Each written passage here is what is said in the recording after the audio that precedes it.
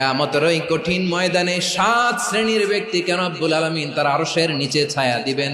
তার মধ্যে প্রথম শ্রেণীর ব্যক্তি হলো ইমামুন আদিল, যে ইনসাফের সাথে বিচার করে, যে জাস্টিস সমাজে সার্ভ করে, যে সুশাসন নিশ্চিত করে, ওই ইমামুন আদিল। আদিল শব্দটা বুঝছেন না? ইন্নাল্লাহা ইয়া'মুরু বিল আদল, পাইছেন? আদিল।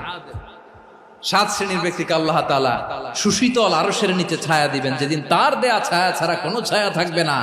এর প্রথম হচ্ছে ইমামুন আদিল, ন্যায়পরায়ণ শাসক। চিল্লায় বলেন সুবহানাল্লাহ।